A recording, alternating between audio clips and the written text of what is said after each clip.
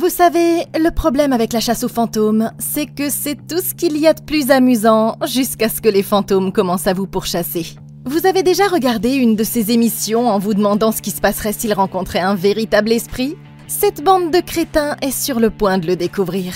Et la seule façon de quitter cet asile sera dans un sac mortuaire. Je suis là pour vous expliquer les erreurs commises, ce que vous devriez faire, et comment battre les esprits de l'asile dans Grave Encounters.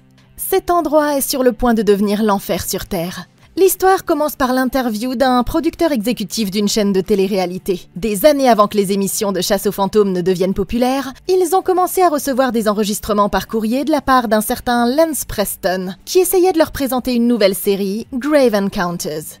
Les choses ont bien commencé, mais ce n'est qu'au 6e épisode que tout a changé. Pour cet épisode, Lance et son équipe sont allés à l'hôpital psychiatrique désaffecté de Collingwood. Le bâtiment a été fermé dans les années 60 et depuis, des rapports font état d'activités paranormales. Pour découvrir si ces histoires sont vraies, ils ont décidé de passer 8 heures enfermés à l'intérieur. Et oui, comme vous pouvez l'imaginer, ce sera leur plus grosse erreur. Ils commencent par parler à Morgan, un historien local qui leur explique que l'hôpital a été ouvert pour la première fois il y a plus de 100 ans. À l'époque, les gens le considéraient plutôt comme un dépotoir pour les membres de leur famille dont ils ne voulaient pas s'occuper, les laissant dans des conditions épouvantables, pire encore que la prison. Le personnel était tout aussi détestable, et le pire était le docteur Friedkin, un neurochirurgien qui adorait les lobotomies. Mais sa carrière a été écourtée quand 6 de ses patients se sont échappés au milieu de la nuit et ont transformé le chirurgien en gruyère. La première chose qu'il remarque, c'est l'inscription « Death Awaits », comprenez la mort attend, peinte sur la porte lorsque le gardien Kenny les fait entrer. Il trouve ça marrant sur le moment, mais dans quelques heures à peine, ils n'auront plus du tout envie de rigoler. Ok, ces abrutis peuvent bien se croire prêts à tout, mais la vérité, c'est qu'ils n'ont absolument aucune idée de ce dans quoi ils s'engagent. Cet endroit n'a pas été entretenu correctement depuis les années 60. Ça veut dire que chaque pièce pourrait être un piège mortel plein de métal rouillé, de verres brisés et de murs qui pourraient s'effondrer à tout moment. Même si les histoires de fantômes s'avèrent fausses et vu qu'ils n'ont d'autres sources lumineuses que leur lampe de poche, ils courent le risque de se perdre et de se blesser gravement en explorant les couloirs après la tombée de la nuit. En plus, vu qu'ils sont complètement isolés, il sera difficile d'appeler à l'aide s'il se passe un truc. Et comme Kenny a prévu de les enfermer, ils ne pourront même pas quitter le bâtiment en cas de problème. Maintenant, Lance est peut-être venu ici en s'attendant à trouver des fantômes, mais d'après l'histoire de cet endroit, il ne doit pas s'attendre à ce qu'ils soient très amicaux. Au début des années 1900, quand l'hôpital a été ouvert, ce type d'établissement était connu pour traiter ses patients de manière inhumaine. Les patients étaient souvent maltraités et laissés dans des conditions insalubres, et les traumatismes subis ne faisaient qu'aggraver leur état. Un des traitements qu'il a mentionné, la lobotomie, est un type de chirurgie cérébrale controversée qui consiste à couper les connexions du cortex préfrontal, qui est la partie du cerveau responsable de la régulation des émotions et du comportement. Ces interventions avaient presque toujours des effets secondaires graves, laissant le patient dans un état de zombie confus dont il ne pouvait jamais vraiment se remettre. Si c'est le genre de choses qui se passait derrière ces portes, alors cet endroit va devenir un vivier d'esprits hostiles, et certains d'entre eux voudront probablement se venger. Le meilleur atout dont ils disposent actuellement, c'est la sécurité par le nombre, parce qu'ils auront toujours plusieurs boucliers de viande à portée de main, qu'ils pourraient jeter sur les fantômes s'ils avaient besoin de s'enfuir. Ils savent aussi que le gardien reviendra à 6 h du matin, donc tant qu'ils parviennent à survivre jusqu'au matin, tout devrait bien se passer. Le plus important est de rester ensemble. Comme ça, ils pourront tous se protéger les uns les autres, non seulement contre les fantômes, mais aussi contre les menaces physiques. Avant qu'ils ne partent, ils doivent essayer d'obtenir le plus d'informations possible de la part de Kenny. Par exemple, s'il y a des zones dangereuses, comment sortir rapidement en cas d'urgence, et s'il y a un plan du bâtiment qui pourrait les aider à s'orienter s'ils se perdent. Lorsqu'ils explorent le bâtiment, ils doivent emporter du matériel supplémentaire, comme des lampes de poche et des radios de réserve, afin d'être prêts à faire face à toute éventualité. N'oubliez pas que même si l'objectif est de filmer les fantômes, il faut à tout prix éviter de les provoquer directement, parce que certains d'entre eux pourraient ne pas être contents de vous voir. S'ils rencontrent des problèmes, la clé est de rester ensemble, de retourner dans une zone sécurisée et d'appeler Kenny pour quitter les lieux plus tôt que prévu. Dans une interview, l'homme admet qu'il est sceptique, mais que quand il travaille tard le soir, il a parfois l'impression d'être observé. Alors qu'il leur fait visiter le bâtiment, il les avertit qu'il n'y a pas d'alimentation de secours et que l'endroit sera plongé dans le noir une fois que le soleil sera couché.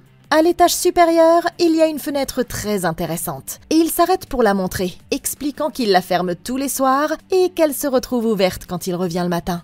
Matt la signale comme un point sensible potentiel. Au bout du couloir, ils arrivent dans une pièce où il y a des inscriptions un peu partout. On dirait que ce type a essayé de dire quelque chose à propos de démons dans les murs, mais il n'y a aucun moyen d'en être sûr. Viennent ensuite les douches. Il y a une baignoire au milieu de la pièce où un jeune patient serait soi-disant mort. Et si on écoute bien, on peut parfois entendre le bruit de l'eau qui coule tard dans la nuit. Au moment de partir, Sacha semble un peu trop absorbé par la baignoire, mais le caméraman Tissi la détourne de l'objet. La dernière partie de leur visite les emmène dans les tunnels en forme de labyrinthe qui relient les 6 bâtiments sur la propriété de plus de 30 hectares. Il dit qu'il a ressenti d'étranges baisses de température ici, et les ondes sont si flippantes que Sacha s'effraie même de sa propre ombre. Maintenant, il est temps de procéder à d'autres interviews. Et Lens commence par un entrepreneur qui a été engagé pour rénover l'endroit dans les années 90. Le chantier n'a duré que 2 semaines, parce que les ouvriers ont signalé des bruits étranges et des disparitions d'outils au milieu de la nuit. Le seul à avoir connu le pire est un homme qui est tombé d'une échelle. Il a survécu, mais il jure que quelque chose l'a poussé vers le bas, et il a refusé de revenir travailler. Lens profite de l'occasion pour évoquer les différents types de hantises, résiduelles et intelligentes. Il explique que les premières sont des événements du passé qui reviennent en boucle, tandis que les secondes peuvent interagir avec des personnes vivantes.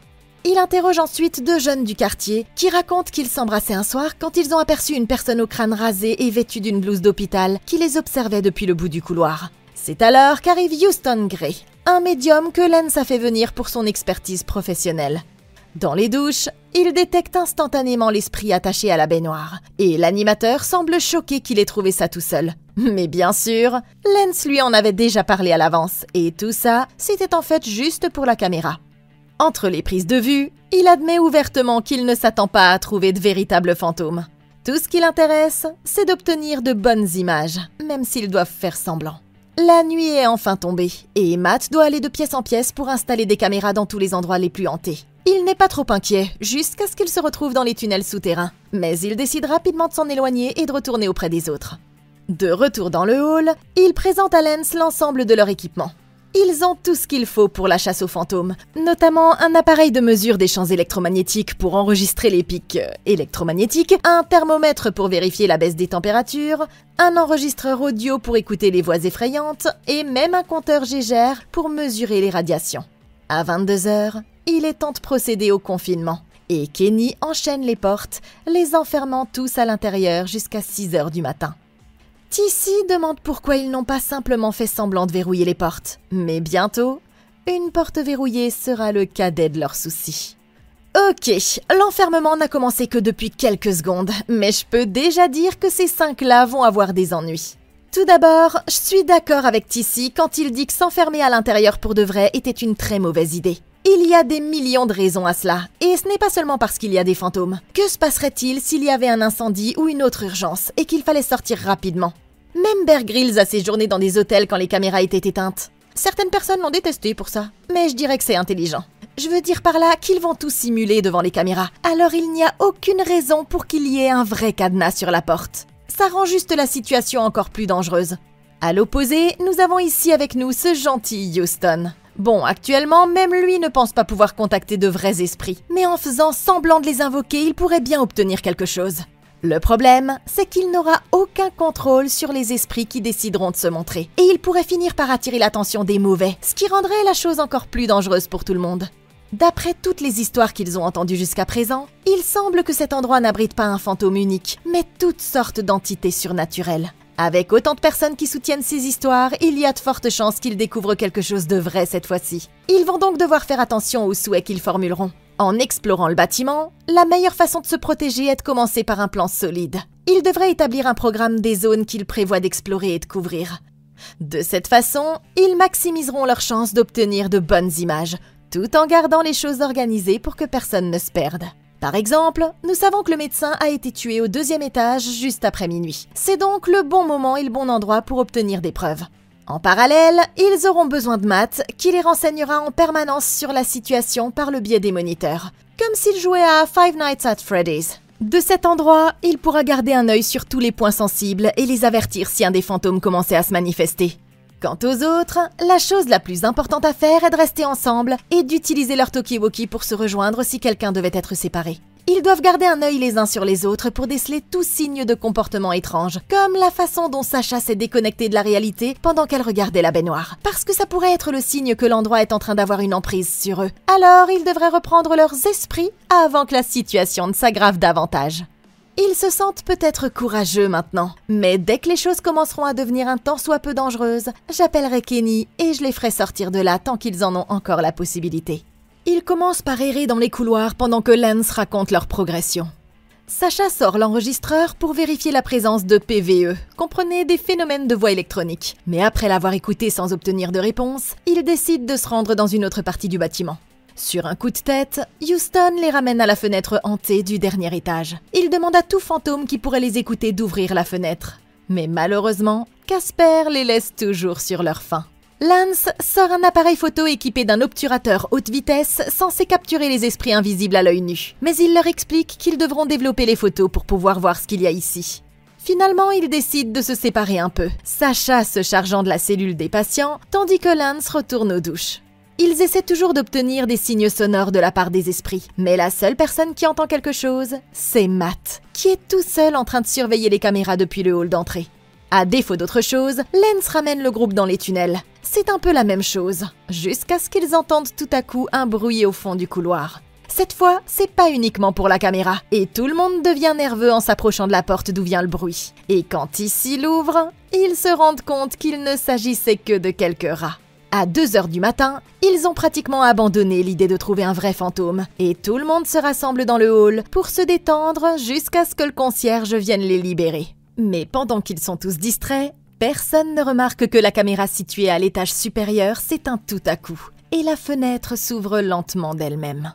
Ils se promènent sans prendre les choses au sérieux jusqu'à ce qu'ils trouvent un fauteuil roulant dans le couloir qu'il ne se souvient pas avoir vu là auparavant.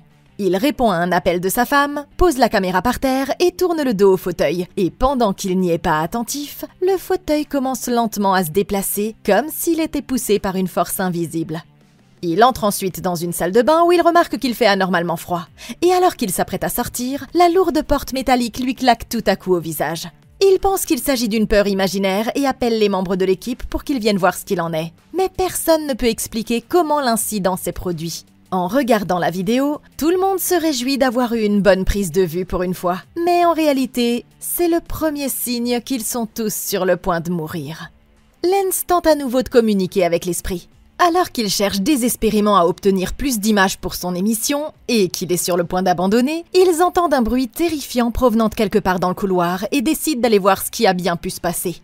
En suivant le bruit, ils finissent par trouver un brancard renversé dont les roues tournent encore à 1000 à l'heure, alors qu'il n'est censé y avoir personne d'autre dans le bâtiment. La seconde d'après, ils entendent quelqu'un courir à toute vitesse dans les pièces de l'étage juste au-dessus d'eux. Le médium pense qu'il s'agit d'un canular, mais Matt ne voit personne sur les caméras. Alors leur chef intrépide fonce vers l'étage supérieur, bien décidé à exploiter la situation au maximum par tous les moyens dont il dispose. Comme il ne trouve personne dans le couloir, Sacha est la première à faire remarquer qu'il pourrait s'agir de quelque chose de réel, et elle sort l'enregistreur audio pour poser quelques questions aux fantômes.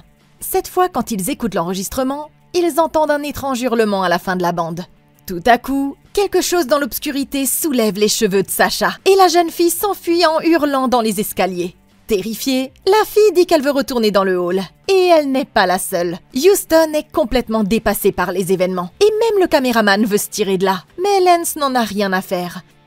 Il rappelle à l'ordre ses sous-fifres et dit à Houston de la ramener dans le hall d'entrée et de revenir illico. Quant à Tissy et lui, ils n'iront nulle part tant qu'il n'aura pas obtenu d'autres images.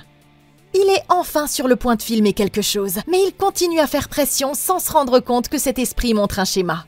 Ils ont commencé par visiter les points sensibles et essayer de l'invoquer. Mais rien ne s'est passé jusqu'à ce que Matt commence à entendre des bruits dans le hall d'entrée. Et ça, c'était important pour 2 raisons. D'abord parce que ça visait quelqu'un qui était seul. Et ensuite, parce que ça montre que le fantôme suit son propre plan, sans les écouter.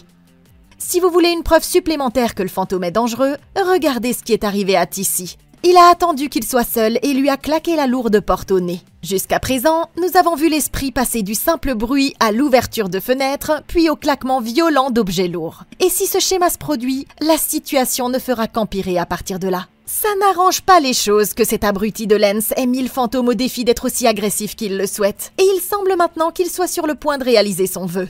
Après ce qui s'est passé avec Sacha, l'esprit est passé de la manipulation des objets à l'interaction directe avec eux. Et il l'a même fait alors qu'ils étaient en groupe. Il a peut-être seulement soulevé ses cheveux cette fois-ci, mais s'il est capable de claquer les portes, il aurait pu faire quelque chose de bien pire. À mon avis, cet esprit s'amuse avec eux pour les effrayer avant de les tuer, et Lance est en train de les entraîner dans la Danger Zone. Pour aggraver les choses, il les sépare, ce qui ne fait qu'accroître la vulnérabilité de tous les membres du groupe. Quelqu'un pourrait facilement être blessé ou tué si le fantôme devenait plus agressif et commençait à lancer des objets sur eux, au lieu des murs. Maintenant qu'il peut fermer les portes, ils doivent faire très attention à ne pas être séparés des autres, d'autant plus que la faible portée de leur radio rend plus difficile l'appel à l'aide. Au fur et à mesure que la situation s'intensifiera, la peur pourrait les amener à se disputer entre eux et à commettre une erreur critique qui rendrait la situation encore plus dangereuse. Comme toujours, le plus important est de rester ensemble, puisqu'il faut toujours avoir quelques boucliers de viande autour de soi en cas d'urgence. À ce stade, Lance a déjà ses images, alors il devrait vraiment arrêter de pousser intentionnellement l'esprit vers des actions plus agressives, s'il a la moindre idée de ce qui est bon pour lui.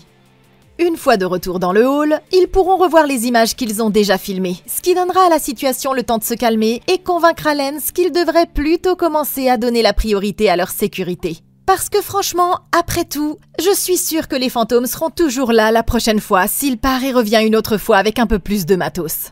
Il n'est donc absolument pas nécessaire de continuer à faire pression sur lui au risque de voir quelqu'un mourir.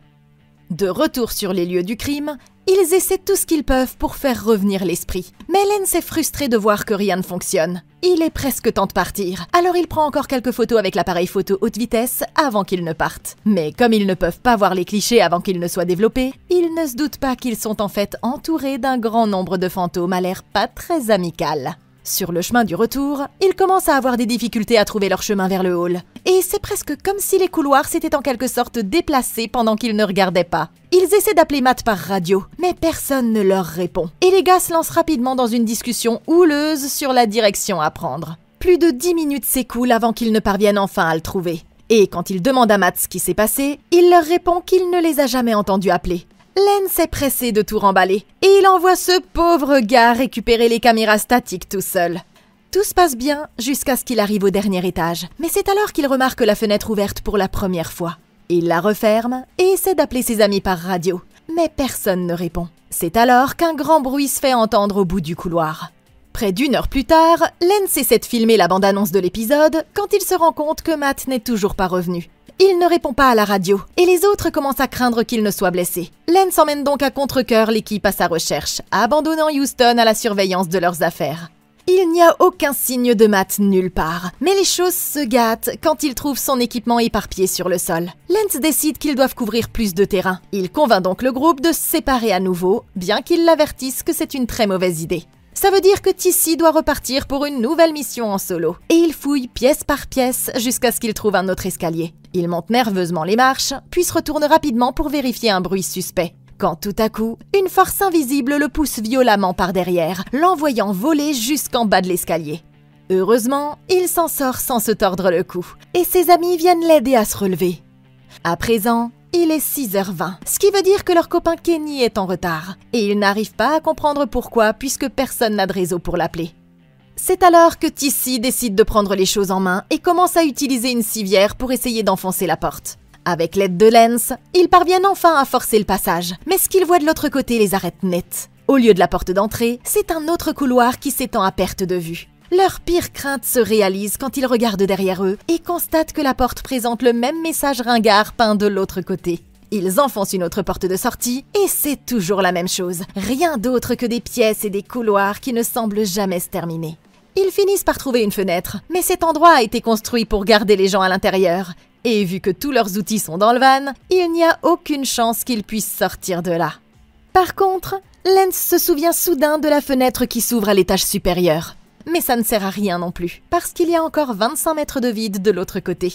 Il constate qu'il est plus de 8h30, mais qu'il fait encore nuit noire à l'extérieur. C'est alors qu'il commence à réaliser qu'ils sont sérieusement dans la merde. Ok, on dirait que ces quatre-là sont foutus. Et Lance, j'espère que tu as obtenu les images que tu voulais, parce que j'ai de mauvaises nouvelles pour toi. Tu as sérieusement merdé, mon gars. Tu sais, pour quelqu'un qui prétend être un expert en fantômes, tu n'avais pas l'air très préparé quand ils se sont pointés. Qu'est-ce qui se passe? Tu ne t'attendais pas à trouver exactement ce que tu cherchais?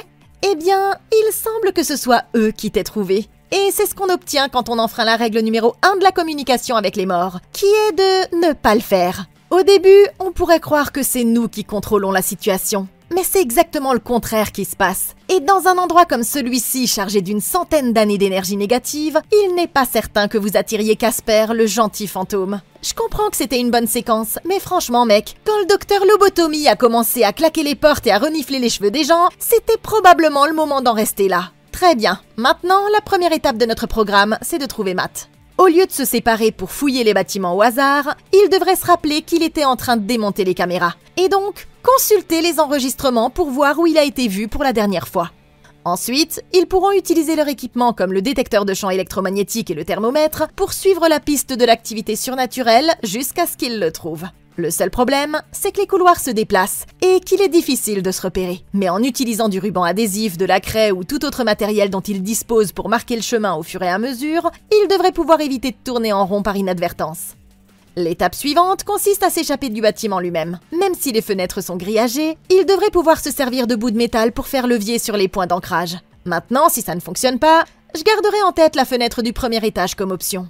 La chute sera longue, c'est évident, mais ils pourront utiliser des câbles, des cordes, des draps, des rideaux ou même des tuyaux à incendie pour descendre. Et pour peu qu'ils parviennent à s'approcher à moins de 4 mètres du sol, ils devraient pouvoir survivre à la chute.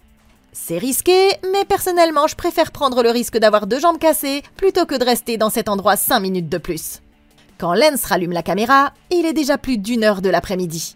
Kenny est toujours introuvable, et ils n'ont pas eu de nouvelles de Matt depuis des heures. Tous les autres membres du groupe sont en train de dormir, alors Lance décide de faire une sieste rapide puisqu'il n'y a pas grand-chose d'autre à faire, en réglant toutefois son réveil dans 1 heure juste au cas où. Pendant qu'ils sont tous endormis, leur seul projecteur bascule tout à coup et se fracasse sur le sol. Lance vérifie l'heure, et il semble qu'il ait dormi un peu trop longtemps, parce que maintenant, il est déjà 20 heures. Pour une raison qu'on ignore, toute la nourriture qu'ils ont en réserve est infestée d'asticots, mais il leur reste encore quelques bouteilles d'eau pour tenir le coup. En y réfléchissant, Tissy se souvient avoir vu une issue de secours quand ils étaient à l'extérieur. Alors, le plan maintenant est d'atteindre le toit et de descendre de là. Le seul problème, c'est que personne n'a la moindre idée de l'endroit où ils vont, et ils ne tardent pas à entendre des bruits dans l'obscurité. Quand ils arrivent enfin aux escaliers, ils grimpent et découvrent que la porte qui mène au toit a complètement disparu. Ils n'ont d'autre choix que de retourner dans les couloirs, et Lance continue de documenter leur progression comme preuve s'ils parviennent à sortir. Ils finissent par trouver un plan de l'ensemble du bâtiment, mais pour une raison qui leur échappe, il ne semble pas correspondre, et cet endroit est tellement compliqué qu'il ne fait que les embrouiller davantage. Ils ne parviennent même pas à garder une direction constante, parce qu'une sorte d'anomalie fait que leur boussole ne fait rien d'autre que de tourner en rond. C'est alors qu'ils entendent une voix qui appelle à l'aide, et tout le monde comprend qu'il s'agit de Matt. Ils se précipitent tous vers le son, mais la pièce est vide. Jusqu'à ce que tout à coup, quelque chose soulève un délit jusqu'au plafond avant de le claquer agressivement sur le sol.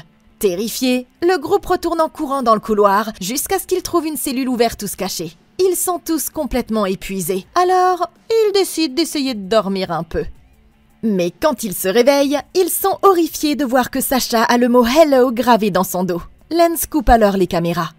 La chose suivante que l'on voit, c'est qu'il est de nouveau en train d'essayer d'appeler Matt à la radio. Cette fois, ils sont tous surpris quand il répond, mais il a l'air terrifié et le signal se coupe rapidement. Les radios n'ont pas une longue portée. Ils pensent donc qu'il se trouve quelque part dans le coin et se mettent en route dans l'espoir de le retrouver avant qu'ils ne se perdent mutuellement encore une fois.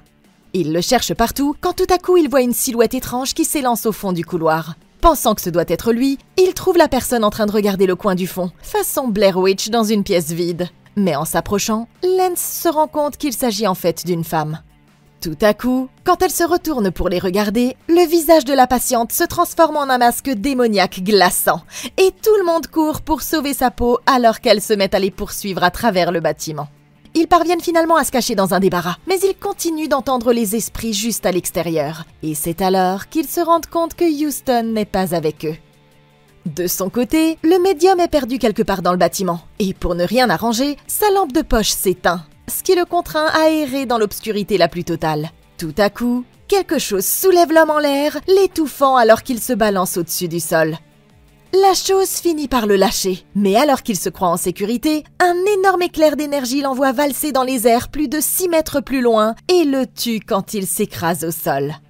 Ok, je sais pas pourquoi Houston n'a pas simplement utilisé ses pouvoirs psychiques pour prédire que le fantôme était sur le point de le tuer. Mais bon, à ce stade, les esprits ne font que les harceler, alors il faut d'abord qu'ils arrêtent de tomber dans les pièges les plus évidents à chaque fois. Ils utilisent les appels de Matt pour les attirer hors de leur cachette, mais cette fois-ci, nous avons vu pour la première fois une sorte de ghoul. Maintenant, ils étaient trop occupés à courir pour sauver leur peau pour obtenir les informations utiles. Mais étonnamment, fermer la porte a semblé fonctionner. Nous verrons ce phénomène se reproduire plus tard, ce qui prouve que ces choses ont parfois un corps physique. C'est une excellente nouvelle pour nous, parce que ça veut dire que nous avons la possibilité de nous présenter et de leur tendre la main. Non, il est évident que préférerions éviter de tomber sur ces monstres chaque fois que ce sera possible. Mais maintenant qu'ils savent qu'ils ne sont pas seuls ici, tout le monde devrait se munir d'une arme pour se défendre, juste au cas où. Une option est de rester ici, de barricader la pièce et d'espérer que les secours finiront par arriver. Cette solution leur évitera d'être séparés ou de se retrouver dans des situations plus effrayantes. Mais il faut garder à l'esprit qu'ils manquent cruellement de vivre. Sans eau, ils ne peuvent espérer survivre ici que 3 jours au mieux. Et Kenny est le seul à savoir où il se trouve. S'il lui arrive quelque chose et qu'ils ne parviennent pas à trouver de moyen de sortir, ils finiront par mourir bien avant que qui que ce soit d'autre ne vienne explorer l'endroit.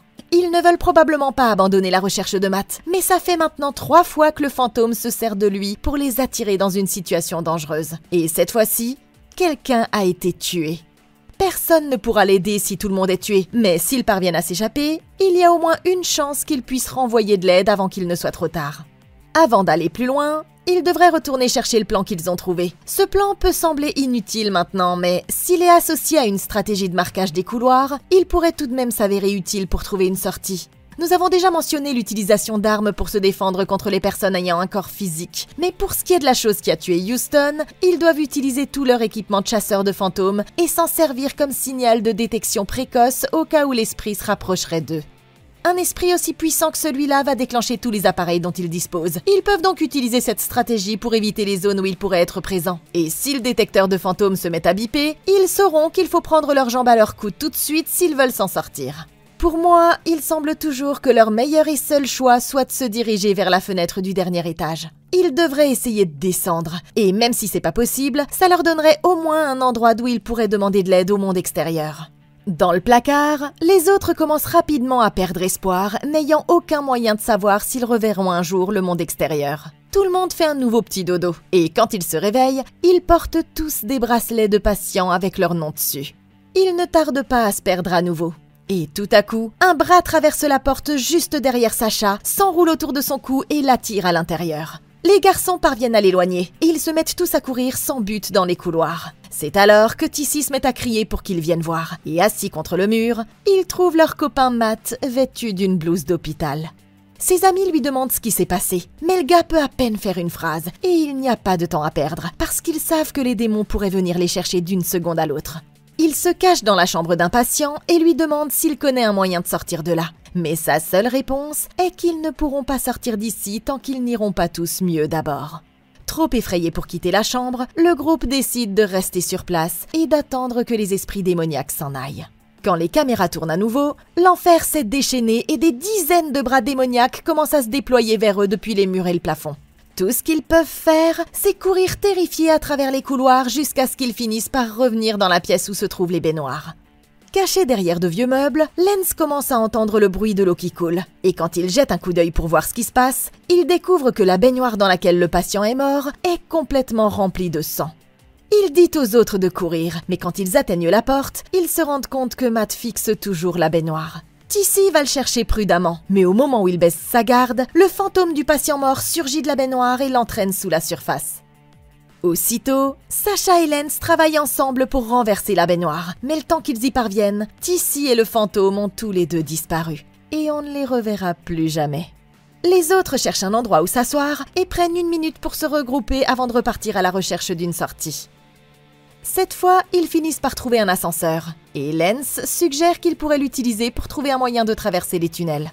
Le seul problème, c'est qu'il est fermé, et comme il n'y a pas d'électricité, il va falloir chercher quelque chose pour forcer les portes. Il laisse les autres derrière lui et retourne fouiller les pièces jusqu'à ce qu'il trouve un morceau de métal qu'il pourra utiliser comme pied de biche. C'est alors qu'il remarque une tache de sang sur le sol, mais quand il se penche pour regarder de plus près, il se rend compte qu'il s'agit en fait de la langue de quelqu'un. En levant les yeux, il tombe tout à coup nez à nez avec un esprit terrifiant penché juste au-dessus de sa tête, et il repart en courant vers les autres tandis que le fantôme le poursuit. À l'aide de la barre, Lance parvient à ouvrir la porte, et il y a une échelle de l'autre côté qu'ils vont pouvoir utiliser pour descendre. Tout à coup, l'esprit ressurgit alors qu'ils étaient sur le point de s'échapper, et Sacha est obligé de courir pour aider son ami à le repousser. Ils parviennent à fermer la porte juste à temps, mais pendant qu'ils étaient distraits, Matt a pris la caméra et a décidé de filmer un petit tuto rapide sur la façon de tomber la tête la première dans une cage d'ascenseur. Quand il réalise ce qui se passe, il est déjà trop tard. Lance descend l'échelle et s'arrête pour prendre le pouls de son ami, mais il semble que la réanimation ne sera pas suffisante. Leur seul choix maintenant est d'essayer de trouver une sortie quelque part dans les tunnels, mais ils n'ont aucune idée de la direction à prendre, et ce n'est qu'une question de temps avant que les lumières de leur lampe torche ne tombent en rade. Ok, bon, au moins ils ont fait des progrès, en quelque sorte. Mais je dois dire que je ne sais pas si le fait de finir dans les tunnels améliorera ou aggravera les choses. Après ce qui est arrivé à Houston, TC et maintenant Matt, il ne fait aucun doute que ce fantôme ne s'arrêtera pas avant de les avoir tous tués un par un. Le pire, c'est que ces tunnels sont un des endroits les plus hantés du bâtiment. Et même Kenny a senti une présence ici, ce qui veut dire que les esprits qui vivent ici vont être extrêmement puissants. C'est une mauvaise nouvelle maintenant qu'ils n'ont plus qu'une seule autre personne à utiliser comme bouclier de viande, et ce n'est pas la seule ressource dont ils sont à court. Ils n'ont pas non plus de nourriture ni d'eau en dehors de ce qu'ils pourront trouver dans les tunnels, et honnêtement, quand on voit à quel point cet endroit est dégoûtant, il vaudrait mieux pour eux qu'ils meurent de faim. Les piles de leurs lampes torches et de leurs caméras sont également faibles, et si elles s'épuisent, ils seront complètement perdus dans l'obscurité des tunnels, qui sont déjà assez difficiles à parcourir comme ça. De plus, dans un espace aussi confiné, ils n'ont pas non plus une foule d'options pour courir ou se cacher. Ils doivent donc faire très attention à ce qu'ils décident de faire ensuite. Tout d'abord, je commencerai par vérifier que le corps de Matt n'a rien d'utile sur lui, parce qu'il est possible qu'il détienne des informations cruciales qui pourraient nous aider à comprendre ce qui se passe. Ensuite, tout ce que vous pouvez faire, c'est choisir une direction et commencer à marcher. Voyez ça comme un labyrinthe. Une façon de sortir d'un labyrinthe est d'utiliser la règle de la main droite. Posez votre main droite sur le mur, et tant que vous ne l'enlevez pas, vous finirez par trouver la sortie. Nous savons que les tunnels font environ 400 mètres de long, donc même s'ils n'avancent qu'à 1,5 km de l'heure, ils devraient pouvoir parcourir toute la distance en 15 minutes environ. Espérons qu'en chemin, ils trouveront une porte ou une sortie de service qui les mènera hors d'ici. Il est important qu'ils restent ensemble à chaque instant, parce que l'autre personne sera votre dernière ligne de défense s'il se passe quelque chose. Ils devraient s'accrocher à ce bâton et essayer de trouver une arme pour Sacha également. Comme ça, ils seront tous les deux prêts à se battre s'ils rencontrent d'autres ghouls dans les tunnels. Aussi effrayant que ça puisse paraître, ils devraient essayer de naviguer sans leur lampe de poche ni leur caméra, pour préserver les batteries le plus longtemps possible et en les gardant pour les cas d'urgence seulement. Leurs yeux auront ainsi le temps de s'adapter à l'obscurité, ce qui leur permettra de prolonger la durée de vie de leurs appareils. Maintenant, s'ils ne parviennent quand même pas à trouver d'issue et qu'il semble qu'il n'ait plus aucune option, il y a une dernière idée qu'ils pourraient essayer. Ils ne parlaient peut-être pas clairement, mais Matt leur a dit exactement ce que veulent les esprits.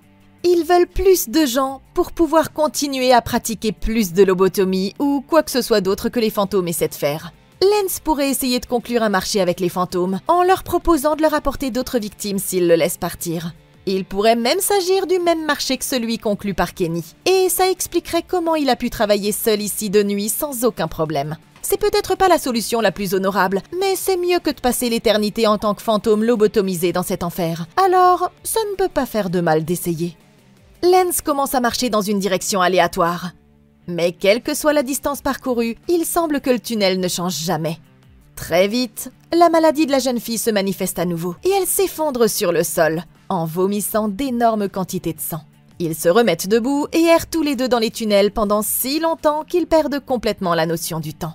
Ils ont passé des heures à marcher dans la même direction, mais les couloirs ne se terminent jamais. Le pire, c'est qu'ils entendent les esprits se rapprocher. Et comme Sacha est incapable de continuer, tout ce qu'ils peuvent faire, c'est s'asseoir et attendre. Après des heures et des heures passées au même endroit, un brouillard paranormal envahit tout à coup le tunnel. Et quand Lance se réveille, il constate avec effroi que Sacha a disparu. Désespéré de la retrouver, il s'enfonce dans les tunnels dans une direction aléatoire, appelant Sacha à plein poumon jusqu'à ce que sa lampe torche finisse par s'éteindre. Dans un dernier espoir, Lance sort l'enregistreur et demande aux esprits ce qu'ils attendent de lui. Mais quand il l'écoute, il n'entend que des rires démoniaques venant de l'autre côté. Il n'y a aucun moyen de savoir combien de temps s'écoule encore, mais au fur et à mesure que les heures passent, l'homme commence à perdre la tête et en vient à manger les rats pour pouvoir survivre. Quelque temps plus tard, le jeune homme se réveille et découvre quelque chose de choquant. Une nouvelle porte se présente au bout du tunnel et il la pousse pour voir ce qu'il y a de l'autre côté. Il se retrouve dans un cabinet avec un tableau noir montrant un diagramme détaillé du cerveau humain. Au-dessus du bureau, quelqu'un a accroché des photos de patients en train de subir toutes sortes d'opérations chirurgicales foireuses. Et c'est alors qu'il se rend compte qu'il vient de trouver le local de l'amateur de lobotomie en personne. Au bout du couloir, il passe devant des cellules remplies de différents équipements qui n'ont certainement pas été approuvés par l'Association médicale américaine. Jusqu'à ce qu'il franchisse une bâche de plastique et entre dans une salle d'opération qui date d'il y a bien longtemps. Des caisses chargées de livres étranges et de flacons de produits chimiques inconnus sont empilés un peu partout. Sur une caisse, il trouve un plateau rempli d'instruments de lobotomie flambant neufs et brillants. Dans un coin, il découvre un sigle occulte peint sur le sol avec un crâne humain au centre, ainsi qu'un livre à reliure de cuir rempli de runes anciennes qui donne l'impression que ces médecins ne se contentaient pas de bâcler des opérations chirurgicales. C'est alors que Lance entend quelque chose tomber par terre. Et il se retourne juste au moment où les médecins fantômes terminent l'opération d'un autre patient. Avant même qu'il ne puisse réagir, le démon se téléporte à l'autre bout de la pièce et le force à monter sur la table d'opération. Parce que maintenant, c'est l'heure de sa propre lobotomie. Le dernier message nous vient de Lance, dont les yeux dégoulinent de sang. Il allume la caméra et conclut avec un dernier enregistrement, réalisant au passage qu'il aurait plutôt dû se lancer dans les podcasts. Grave Encounters, un film de malade. Franchement, ces personnages ont fait de sacrées conneries, mais la fin est plutôt satisfaisante et agréable, vous ne trouvez pas? Mais j'ai une question pour vous. Qu'auriez-vous fait différemment? Dites-le moi dans les commentaires ci-dessous. Merci beaucoup d'avoir regardé. Laissez un like, abonnez-vous et consultez la playlist de Comment battre pour d'autres vidéos comme celle-ci. Je suis là pour vous. Moi, je vous retrouve dans la prochaine vidéo. Et d'ici là, passez une excellente journée!